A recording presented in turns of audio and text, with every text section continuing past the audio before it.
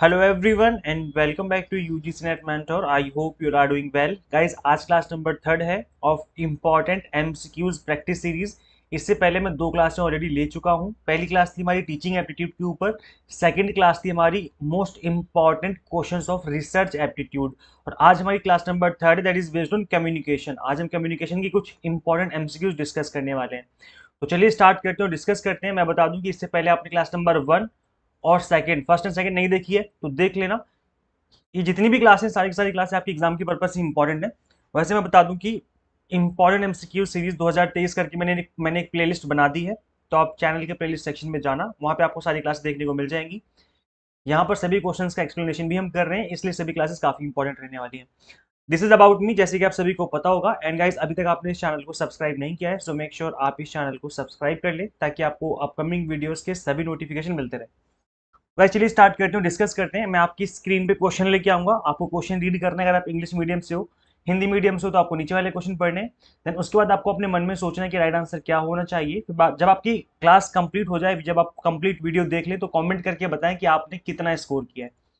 तो इससे हमें पता चलेगा कि आपको कितना आता है और प्लस आपके अंदर कितनी इंप्रूवमेंट आ रही है। सो क्वेश्चन है, a teacher decides to form 6 group of students and assign a sub theme to each group for discussion and reporting. Which kind of communication model will best describe his or her strategy in this regard? क्या बोला जा रहा है कि एक शिक्षक छात्रों के 6 समूह बनाने का निर्णय लेता है और चर्चा और रिपोर्टिंग के लिए प्रत्येक समूह को एक उप विषय प्रदान करता है। इस संबंध में किस प्रकार का संचार मॉडल उसकी रणनीति का सबसे अच्छा वर्णन करेगा? तो यहाँ पर कुछ कम्युनिकेशन के मॉडल गिवन है। देखो, आपको कम्युनिकेशन के मॉडल अच्छे से कर लेने हैं, बिकॉज इससे रिलेटेड क्वेश्चन भी एग्जाम में बनते हैं। तो ऑप्शन गिवन है transactional model, interactional model, horizontal model और लीनियर मॉडल। और तो आप यहाँ पे हिंदी में भी देख सकते हो। तो वैसे सोचो आपके मन में, जल्दी से फटाफट से कि राइट आंसर क्या होना चाहिए। फिर मैं इस क्वेश्चन का आंसर करूंगा और फिर मैं बताऊंगा कि वो आंसर क्यों है।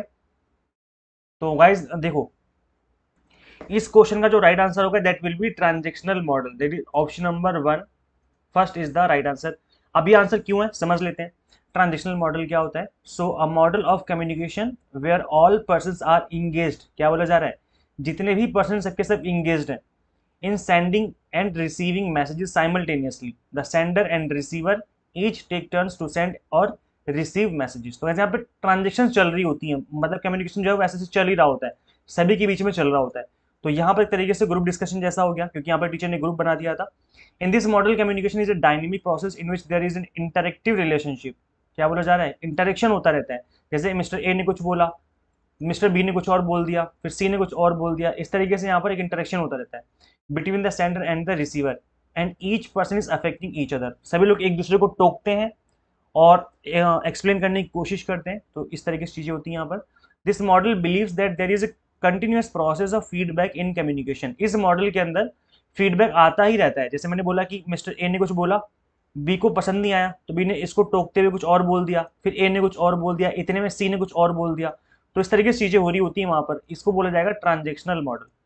ठीक है, समझ में आ गया? इस हिंदी मीडियम वाले स्टूडेंट समझ में आ गया? नीचे लिखा हुआ भी है, तो आप पढ़ भी सकते हो वीडियो पॉज करके, चीजें क्लियर हो रही हैं, है ना। यहाँ पर देखो ग्रुप बन गया था ना, 6 ग्रुप बन गए थे स्टूडेंट्स की, इसलिए यहाँ पर एक तरीके से जीडी सा हो गया, ग्रुप डिस्कशन जैसा हो गया। तो जब भी ऐसा कुछ होता है तो वहां पर आपका ट्रांजेक्शनल मॉडल अच्छे से काम करता है। क्लियर हो गई चीजें? गाइस समझ में आ रही है? यहाँ पर सेंडर एंड रिसीवर होता है ट्रांजेक्शनल मॉडल के अंदर, और यहाँ पर रिसीवर एंड सेंडर होता है। तो ये जो सेंडर और रिसीवर है, ये अपनी पोजीशन चेंज करते रहते हैं। जैसे मिस्टर ए है यहाँ पर, ये मिस्टर बी है। तो पहले इसने मैसेज मतलब कुछ बोला, तब इसने रिसीव किया, फिर अब ये बदले में कुछ बोलेगा तो ए रिसीव करेगा, उसके बाद फिर ये कुछ बोल देगा। तो इस तरीके से चीजें चलती रहती हैं यहाँ पर। और बीच में क्या होता है? बीच में एक चैनल होगा, और उस चैनल के थ्रू जो मैसेज है वो कम्युनिकेट हो रहा होगा। यहाँ पर इमीडिएटली फीडबैक होता है, जैसे कि आप देख सकते हो यहाँ पर दिख रहा होगा मॉडल में आपको। इमीडिएट जो है फीडबैक यहाँ पर देखने को मिल जाता है, जैसे ग्रुप ग्रुप डिस्कशन वगैरह होता है ना। Next question, which is the agency of the central government that disseminates information regarding government policies and project to the media in India? क्या बोला जा रहा है? केंद्र सरकार की कौन सी एजेंसी है जो भारत में मीडिया को सरकारी नीतियों और परियोजनाओं के बारे में जानकारी प्रसारित करती है? तो गाइस ये क्योंकि कम्युनिकेशन से रिलेटेड क्वेश्चन है, तो यहाँ पर कम्युनिकेशन से रिलेटेड आपको एक तो गवर्नमेंट से रिलेटेड क्वेश्चन पूछा जा सकता है, या फिर कम्युनिकेशन का आपका हायर एजुकेशन से रिलेटेड क्वेश्चन पूछा जा सकता है कि भाई यूजीसी जो है वो किसको कम्युनिकेट करता है, अगर कोई रूल इंप्लीमेंट करने हो, इस तरीके से चीज़ें हो सकती हैं, कम्युनिकेशन के क्वेश्चन बन सकते हैं।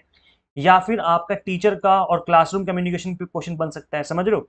तो गवर्नमेंट का पब्लिक के साथ हो सकता है, हायर एजुकेशन का कॉलेज और यूनिवर्सिटीज के साथ हो सकता है, और टीचर का स्टूडेंट के साथ हो सकता है, क्लासरूम कम्युनिकेशन हो सकता है। तो यहाँ पर जो जितने भी मेथड है, जो मीडियम है, इनको आपको समझना जरूरी है। तो यहाँ पर बात की जा रही है सेंट्रल गवर्नमेंट और मीडिया को लेकर के, यानी पब्लिक को लेकर के, कि भाई पब्लिक तक बात कैसे पहुंचानी है। तो कौन सी एजेंसी है सेंट्रल गवर्नमेंट की जो कि मीडिया तक बात पहुंचाती है गवर्नमेंट नीति और परियोजनाओं की। तो ऑप्शन गिवन है पीआईबी, पीटीआई, एआईआर और या फिर पीसीआई। तो यहाँ पर 4 ऑप्शन गिवन है। अब बताइएगा इस आपके मन में, सोचो फटाफट से कि क्या आंसर होना चाहिए। आप वीडियो के बाद में कमेंट करना जब पूरी वीडियो देख लेना कि आपके कितने क्वेश्चन सही थे। हाँ जी, सोच लिया ना। चलिए मैं आंसर कर देता हूँ। Right answer will be option number first, that is PIB. PIB is the correct answer. अब पीआईबी की फुल फॉर्म क्या है? पीआईबी की फुल फॉर्म होती है press information bureau. The press information bureau, it is the nodal agency. ये क्या है? एक नोडल एजेंसी है of the government of India to disseminate information to the print and electronic media on government policies, programmes, initiatives and achievements. It functions as an interface between the government and the media and also serves to provide feedback to the government on people's reaction as reflected in the media. तो भाई media में जिस तरह का reflection देखने को मिल रहा है लोगों का, उसका फीडबैक भी गवर्नमेंट तक पहुंचाने का इसका काम होता है। तो एक तरीके से आप मीडिएटर कह सकते हो गवर्नमेंट और मीडिया के बीच में, पब्लिक के बीच में, एक प्रेस इंफॉर्मेशन ब्यूरो करके एजेंसी ये है। Information disseminated is released in English, Hindi, Urdu, and subsequently translated in other Indian languages to reach out to about 8,400 newspapers and media organizations in different parts of the country. तो क्योंकि एक central government की agency है, तो भाई India में जितने भी आपके न्यूज़पेपर वगैरह होते हैं, मीडिया ऑर्गेनाइजेशन से, सबको ही मतलब इस यही जो है इन्फॉर्मेशन कम्युनिकेट करती है कि भाई गवर्नमेंट की तरफ से कौन सी पॉलिसी आ रही है, क्या चीज़ें हो रही हैं, तो फिर जो मीडिया आगे पब्लिक तक पहुंचाती है। तो इस तरीके से यहाँ पर चीज़ें होती हैं। ठीक है, आई होप आपको समझ में आ गया होगा। चलिएगा नेक्स्ट क्वेश्चन करते हैं। नेक्स्ट क्वेश्चन है identify the skills promoted by communication from the following. क्या बोला जा रहा है कि निम्नलिखित में से संचार द्वारा प्रोत्साहित और कौशलों की पहचान करनी है। तो कम्युनिकेशन अगर आप करते हो तो कम्युनिकेशन की वजह से कौन सी स्किल प्रमोट की जाती है? रीडिंग एंड लिसनिंग प्रमोट करता है कम्युनिकेशन, या लिसनिंग एंड हेल्पिंग प्रमोट करता है, हेल्पिंग या स्पीकिंग प्रमोट करता है, फिर स्पीकिंग एंड राइटिंग प्रमोट करता है। तो यहाँ पर ऑप्शन गिवन है। ऑप्शन है कि A and B only, that is ये वाले दो, या फिर B and C only, that is ये वाले दो, then A and D only, starting के फर्स्ट और लास्ट वाला, और सी एंड डी ओनली। तो ऑप्शन नीचे गिवन है गाइस, याद रखना कि ये जो है ये ऑप्शन नहीं है, ये तो क्वेश्चन ही है पूरा, यहाँ से यहाँ तक क्वेश्चन है आपका। ऑप्शन यहाँ पे गिवन है इधर कि भाई option number A B C D, इसमें से राइट आंसर क्या होना चाहिए। इस तरह के क्वेश्चन भी बनते हैं आपके एग्जाम में, और आई थिंक ये प्रीवियस ईयर के क्वेश्चन है, आपका एग्जाम में आया हुआ क्वेश्चन है ये। तो गाइस देखो, कम्युनिकेशन जब भी आप करते हो, कम्युनिकेशन के टाइम पर आप रीडिंग कर सकते हो, आप लिसनिंग कर सकते हो, आप स्पीकिंग कर सकते हो, लेकिन हेल्पिंग जो है वो कम्युनिकेशन के अंदर नहीं आता है ना। तो मतलब जो हेल्पिंग वाली स्किल्स होती हैं, मतलब अगर आप किसी की हेल्प कर रहे हो तो वो कम्युनिकेशन के अंदर एक स्किल प्रमोट नहीं करता है कम्युनिकेशन। बाकी अगर कम्युनिकेशन करोगे तो रीडिंग भी प्रमोट होगी, लिसनिंग भी प्रमोट होगी, स्पीकिंग भी प्रमोट होगी। तो जहां भी हेल्पिंग गिवन है वो ऑप्शन नहीं हो सकता, मतलब हेल्पिंग यहाँ पर है तो ये ऑप्शन नहीं हो सकता, हेल्पिंग यहाँ पर भी ये भी ऑप्शन नहीं हो सकता। तो ए और डी हो जाएगा राइट आंसर। सो यहाँ पर option number A and D, मतलब ये हो जाएगा, option number C will be the correct answer of this question. I hope आपको यहाँ तक समझ में आ गया गाइस, है ना, समझ में तो आ रहा होगा। चलिए गाइस आगे बढ़ते हैं, आई होप चीजें क्लियर हो रही हैं। अच्छा कमेंट करके बताया करो यार कि आप लोगों को क्लासेस कैसी लगती है, अपना फीडबैक दे करके जाया करो। आप लोग क्लास देख करके चुपचाप से चले जाते हो। पता है एक टीचर के लिए सबसे इंपॉर्टेंट होता है फीडबैक। जब आप लोगों का फीडबैक पता चलता है कि भाई क्लासेस कैसी चल रही हैं, इससे हम लोगों को ही चीजें अच्छे अच्छे से प्रेजेंट करने में, और चीज़ों को और अच्छे से प्रेजेंट करने में, और अच्छा कंटेंट क्रिएट करने में हेल्प होती है। क्योंकि फीडबैक बहुत इंपॉर्टेंट होता है, पता तो चले कि भाई हाँ बच्चे इंजॉय कर रहे हैं, स्टूडेंट्स इंजॉय कर रहे हैं, क्लास को नहीं कर रहे हैं, क्या दिक्कत आ रही है। तो आप लोग कमेंट करके जरूर बताया करें कि क्लास कैसी लगती है आपको, और अपना एक्सपीरियंस जो है वो जरूर शेयर किया करो कमेंट सेक्शन में। Next question, in the communication process when the sender and the receiver interchange their roles in respect of sending and receiving the messages, it is called. क्या बोला जा रहा है कि संचार प्रक्रिया में जब संदेश भेजने और प्राप्त करने के संबंध में प्रेषक और प्राप्तकर्ता अपनी भूमिकाओं का आदान प्रदान करते हैं, मतलब इंटरचेंज कर लेते हैं, तो इसे क्या कहा जाता है? कौन सा मॉडल के अंदर जो है इस तरह की चीजें होती हैं? तो देखो गाइस यहाँ पर ऑप्शन गिवन है universal model, transactional model, singular flow model और प्लूरिस्टिक मॉडल। यूनिवर्सल लेन देन, एक वचन और बहुलवादी। तो सोच के देखो गाइस क्या आंसर होना चाहिए इसका। अब गाइस देखो यहाँ पर जो राइट आंसर होगा that will be transactional model. अभी जस्ट हमने पीछे डिस्कस किया, याद करो, option number second that is transactional model, हमने जस्ट अभी डिस्कस किया, पीछे दिखाता हूँ मैं, ये रहा ट्रांजेक्शनल मॉडल। ट्रांजेक्शनल मॉडल में क्या होता है कि एक ही बंदा सेंडर होता है, अगला रिसीवर होगा, और फिर वही रिसीवर जो है वो सेंडर बन जाता है, फिर ये रिसीवर बन जाता है। जैसे ग्रुप डिस्कशन होता है ना कि मिस्टर ए ने कुछ बोला, बी ने सुना, अब बी कुछ बोलेगा फिर ए सुनेगा। तो यहाँ पर जो पोजीशन है ना सेंडर रिसीवर की, वो इंटरचेंज होती रहती है कि पहले पहले ए था सेंडर, बी रिसीवर था। अब इस केस में जब ये कुछ बोलेगा तो ये सेंडर हो जाएगा, ये रिसीवर हो जाएगा। तो ऐसे ये ट्रांजेक्शनल मॉडल के अंदर जो है चीजें होती हैं। अब जैसे कि मैंने आपको बताया कि सारे मॉडल आपको अच्छे से करके जाने हैं, तो ये आप अच्छे से कर लेना और समझ लेना इनके बारे में कि भाई क्या होता है ये, है ना। बाकी मैं आपको ट्रांजिशनल मॉडल समझा देता हूँ एक बार दोबारा से। वैसे जो हमारा क्रैश कोर्स है जिसके अंदर मैंने पेपर 1 के ऑल 10 यूनिट्स के लेक्चर्स ले रखे हैं, तो उसके अंदर मैंने सभी मॉडल को बहुत ही डिटेल में एक्सप्लेन किया हुआ है, और जितने भी मॉडल जिससे कि एग्जाम में क्वेश्चन बनते हैं जिन सभी मॉडल को मैंने कवर किया हुआ है अपने क्रैश कोर्स में। तो जो स्टूडेंट क्रैश कोर्स के अंदर है उनको तो पता होगा किन चीजों को हमने पढ़ा हुआ है, और उन्होंने फटाफट से आंसर कर दिया होगा। So option number B that is transactional model is the right answer of this question. अब ट्रांजेक्शनल मॉडल होता क्या है? One notable feature of this model is the move from referring to people as sender and receiver to referring to people as communicator. तो यहाँ पर जो sender है और जो रिसीवर है यही क्या है, कम्युनिकेटर कहलाते हैं। और यहाँ पर क्या होता है, आपस में जो है सेंड और रिसीव करने की जो पोजीशन है वो इंटरचेंज होती रहती है। तो guys, इस तरीके से इसके अंदर चीजें होती हैं। सो आई होप आपको क्वेश्चन समझ में आ रहा होगा। चलिए गाइस आगे बढ़ते हैं और नेक्स्ट क्वेश्चन डिस्कस करते हैं। आपकी स्क्रीन पर नेक्स्ट क्वेश्चन आ चुका है। सो क्वेश्चन है in the process of communication encoding means. Process of communication में इनकोडिंग का क्या मतलब है? देखो कितना इजी क्वेश्चन है, and at the same time थोड़ा सोचने वाला क्वेश्चन भी है कि इनकोडिंग का क्या मतलब होता है। तो देखते हैं गाइस, ऑप्शन गिवन है। ऑप्शन है using symbol to express an idea, B option है deciphering a message, then C है creating noise in communication, then D है interpreting the meaning of the message। Hindi में बोले तो संचार की प्रक्रिया में इनकोडिंग का क्या अर्थ है? तो यहाँ पर ऑप्शन गिवन है, सोचिएगा इस फटाफट से कि राइट आंसर क्या होना चाहिए। इनकोडिंग, याद रखना कम्युनिकेशन के अंदर इनकोडिंग भी होती है देन डिकोडिंग भी होती है ना। तो यहाँ पर हम बात करें इनकोडिंग की, और जो इनकोडिंग होता है वो कौन करता है? सेंडर करता है। और डिकोडिंग कौन करता है? रिसीवर करता है, जो रिसीव करता है वो डिकोडिंग करता है ना।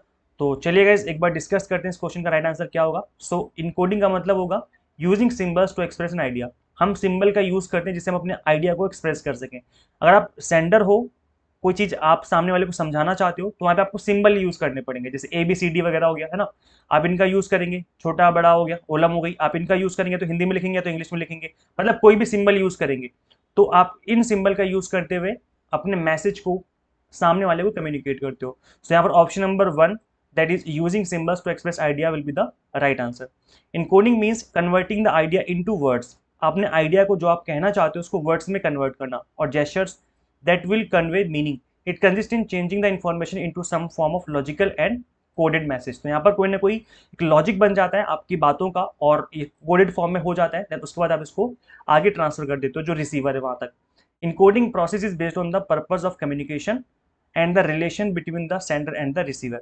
इसके अलावा it is a formal situation. Encoding involves like selecting a language हो गया, selecting a medium of communication हो गया, and selecting an appropriate communication form हो गया। तो मतलब कोई भी मेथड हो सकता है, हमें सिंबल्स का यूज करते हुए अपने आइडिया को सामने वाले तक पहुंचाना होता है बेसिकली। बस इतना ही इसका होता है, ठीक है। तो वैसे इसके अलावा हमने इससे पहले हमने प्रोसेस ऑफ कम्युनिकेशन डिस्कस किया था, आई होप वहां तक आपको समझ में आ गया था। अब यहाँ पर एक बार दोबारा देख लेते हैं कि प्रोसेस ऑफ कम्युनिकेशन में क्या होता है। सबसे पहले एक सेंडर होगा, वो मैसेज को इनकोड करेगा, इनकोड के बाद एक मैसेज यहाँ पर क्रिएट किया जाएगा, उस मैसेज को चैनल के थ्रू आगे रिसीवर तक पहुंचाया जाएगा, रिसीवर उस मैसेज को डिकोड करेगा, समझेगा, देन उसके बाद उसका फीडबैक देगा जो कि सेंटर तक पहुंचेगा। और यहाँ पर एक नॉइस होता है। नॉइस का मतलब होता है कि उस मैसेज के बीच में खराब होने के चांस रहते हैं, कि भाई गलत तरीके से इनकोडिंग हो गई या चैनल ही गलत तरीके से हो गया। जैसे सपोज करो मैं आपको पढ़ा रहा हूँ और मेरे पीछे कोई डीजे बजाने लग जाए, तो हो सकता है कि मेरा मैसेज आप तक ना पहुंचे, है ना। इस तरीके की चीज हो सकती है। या फिर डिकोडिंग गलत तरीके से कर दी गई, जो मैं बोल रहा था उस तरीके से आपने चीजों को समझा ही नहीं, कुछ और ही समझ लिया, तो वो भी नॉइस का ही पार्ट कहलाएगा। मतलब कुल मिलाकर के कम्युनिकेशन खराब हो गया, तो वो है जो यहाँ पर नॉइस का जो है पार्ट यहाँ पर हो जाता है। आई होप यहाँ तक समझ में आ गया। चलिए गाइस नेक्स्ट क्वेश्चन समझते हैं। क्वेश्चन है from the list given below identify the psychological barriers to communication. Hindi में बोले तो नीचे दी गई सूची में संचार में आने वाली मनोवैज्ञानिक बाधाओं की पहचान करनी है। अब यहाँ पर आपको कुछ नेम गिवन है, इनको आपको आइडेंटिफाई करना है कि यहाँ पर साइकोलॉजिकल बैरियर्स कौन कौन से होते हैं। तो यहाँ पर गिवन है नॉइस है आपका, देन इनविजिबिलिटी हो गया, देन प्रीजडिस हो गया, देन डिसइंटरेस्ट हो गया, देन इन अटेंशन हो गया। हिंदी में बोले तो शोर, अदृश्यता, पूर्वाग्रह, अरुचियन, असावधानी। तो यहाँ तक तो आपका क्वेश्चन है। ऑप्शन नीचे गिवन है ABCD करके। तो आप देखो यहाँ गाइस, आपको समझना है कि इन जो आपको वर्ड्स गिवन है इनमें से राइट आंसर क्या होना चाहिए, A B C and C only, ये आपके साइकोलॉजिकल बैरियर होते हैं, या फिर B C D ओनली, या फिर C D and E only, या फिर A C and D only. तो गाइस जल्दी से फटाफट से सोचो अपने मन में कि साइकोलॉजिकल बैरियर कौन कौन से हो जाएंगे इसमें से। Okay so guys, I hope आप लोगों ने सोच लिया होगा। तो guys option number C, that is C D and E only will be the right answer. मतलब यहाँ पर प्री जडिस मतलब होता है कि आपने पहले सोच लिया कुछ कि भाई ये चीजें इस तरीके से होती हैं, इसका मतलब है कि आपका साइकोलॉजिकल, आप वहां पर कम्युनिकेशन का एक बैरियर कहलाएगा वो। देन डिसइंटरेस्ट, आपको इंटरेस्ट ही नहीं है किसी चीज के सुनने का, तो वो भी आपका साइकोलॉजिकल बैरियर है। देन इन अटेंशन, आप ध्यान नहीं दे रहे हो किसी की बातों को लेकर के, तो वो आपके साइकोलॉजिकल बैरियर कहलाते हैं। जैसे सपोज करो मिस्टर ए ने बोला मिस्टर बी से कि भाई मैं जो है कुछ कम खाना खाता हूँ, मैं खाना कम खाता हूँ, लेकिन ए बहुत मोटा है दिखने में। तो बी क्या है, बी मानेगा ही नहीं इस बात को, उसे लगेगा ये झूठ बोल रहा है। तो ये क्या है, ये पहले डिसीजन ले चुका है अपने दिमाग में कि भाई ये झूठ बोल रहा है ना। लेकिन भले ए सच बोल रहा, हो सकता है उसे कोई बीमारी हो मोटापे की, वो कम खाना खाता हो, लेकिन बी ने पहले सोच लिया कि झूठ बोल रहा है क्योंकि बहुत मोटा है। तो ये क्या है, ये आपका साइकोलॉजिकल बैरियर है कि हाँ उसके दिमाग में पहले ही डिसीजन उसने बना लिया कि झूठ बोल रहा है ये। इसके अलावा डिसइंटरेस्ट है, बी को सुनने में कोई इंटरेस्ट नहीं है। ए बी का दुश्मन है, अब ए कुछ भी बोलता रहे, वो बी इरिटेट होता रहेगा, सुनेगा ही नहीं। तो ये भी एक साइकोलॉजिकल बैरियर है। एंड इन अटेंशन मतलब ध्यान नहीं दे रहा है। सपोज करो क्रिकेट का मैच चल रहा है, बी क्रिकेट देख रहा है बैठ करके, अपना मैच इंजॉय कर रहा है, ए बोले जा रहा है, तो बी ध्यान ही नहीं देगा क्योंकि उसका ध्यान तो क्रिकेट की तरफ है। तो ये भी आपका साइकोलॉजिकल बैरियर है। तो जो ऊपर के हमने दो देखे वो साइकोलॉजिकल बैरियर नहीं है। पहला है नॉइस, भाई जहाँ पे आप बैठे हो वहां पर बहुत ज्यादा नॉइस है जिसकी वजह से, या फिर कोई भी ऐसी चीज जिसकी वजह से आपका जो कम्युनिकेशन है वो नहीं हो पा रहा है, तो ये एक हो जाएगा। एक इनविजिबिलिटी है, सपोज करो आप कुछ लिख के बता रहे हो, या सपोज करो आप मेरी वीडियो देख रहे हो और यहाँ पर आपका इंटरनेट नहीं चल रहा, 140 कौन सा पिक्सल होता है ये, 114 करके है ना, ऐसे करके पिक्सल होता है जो सबसे छोटा पिक्सल होता है, 124। हाँ, तो गाइज इस पे आप देख रहे हो वीडियो, तो इसमें आपको क्या है, पढ़ने में नहीं आ रहा कि क्या लिखा हुआ है, तो ये भी आपका साइकोलॉजिकल बैरियर नहीं कहलाएगा, बिकॉज वहां पर वो इनविजिबिलिटी की प्रॉब्लम है। तो यहाँ पर C D and E will be the right answer. Option number C will be the right answer. अब देखो मैंने यहाँ पे लिस्ट बना दी है, आप देख सकते हो साइकोलॉजिकल बैरियर कौन कौन से होते हैं। इसमें आपका फॉल्स अजम्पशन हो गया, एंगर हो गया, पुअर अटेंशन, प्रीमेच्योर इवैल्यूएशन हो गया, lack of retention, transmission loss हो गया, इमोशन हो गया, डिस्ट्रस्ट हो गया, अनसर्टेनिटी एंड डाउट हो गया, एंड रेजिस्टेंस टू चेंज हो गया। तो ये आपको याद कर लेने, बिकॉज साइकोलॉजिकल बैरियर से रिलेटेड क्वेश्चन बनते हैं एग्जाम में, और पहले भी बन चुके हैं, इस बार भी क्वेश्चन बन सकते हैं। आप गाइस देखो जिस तरीके से मैं आपको यहाँ पे पढ़ा रहा था ना, इसी तरीके से मैंने कंप्लीट कोर्स में पढ़ाया हुआ है। अगर आपको पढ़ने में मजा आया, आपको लग रहा है कि मैं बाइलिंगुअल पढ़ाता हूँ, आपको अच्छा लगता है, चीजें समझ में आती है, मैं अच्छे से एक्सप्लेन कर पा रहा हूँ यहाँ पर, तो इसके लिए अगर आप कंप्लीट कोर्स करना चाहते हो तो आप कंप्लीट कोर्स ज्वाइन कर सकते हो। अगर यूजीसी नेट को फर्स्ट अटेम्प्ट में क्रैक करना है तो आपको एग्जाम टारगेट बेस्ड स्टडी करने की जरूरत है, और हम आपको यहाँ पर एग्जाम टारगेट बेस्ड स्टडी ही करवाते हैं। यहाँ पर paper 1 commerce management and pol science की कोर्सेज अवेलेबल है। कंप्लीट कंटेंट बाइलिंगुअल होगा, जैसे कि आज की क्लास में मैंने आपको पढ़ाया है। एनटीए क्वेश्चन आस्किंग पैटर्न चीजों को हमने कवर किया हुआ है, एंड 100+ मॉक टेस्ट होंगे प्रैक्टिस करने के लिए। पीडीएफ फॉर्मेट में नोट्स होंगे जिनको डाउनलोड करके आप मल्टीपल टाइम रिवीजन कर सकते हो। गाइस ये गारंटी कि अगर आप कोर्स ज्वाइन करोगे तो आपकी जो प्रिपरेशन है वो एग्जाम टारगेट बेस्ड हो जाएगी, और एग्जाम टारगेट प्रिपरेशन करने का मतलब है कि आपका एग्जाम फर्स्ट अटेम्प्ट में क्रैक होने के चांस बहुत ज्यादा बढ़ जाएंगे। तो इस कोर्स को ज्वाइन करने के लिए सिंपली आपको गूगल प्ले स्टोर से UGC net mentor app install करनी है। अगर आप iOS यूजर हो तो उसका लिंक भी इसी वीडियो के description box and comment box में देखने को मिल जाएगा। So thank you so much for watching this video. Share this video with all net aspirants and subscribe for UGC update and assistant professor job updates. इस video में इतना है guys, मिलते हैं फिर नेक्स्ट वीडियो में। Till then keep watching UGC Net Mentor. Thank you so much.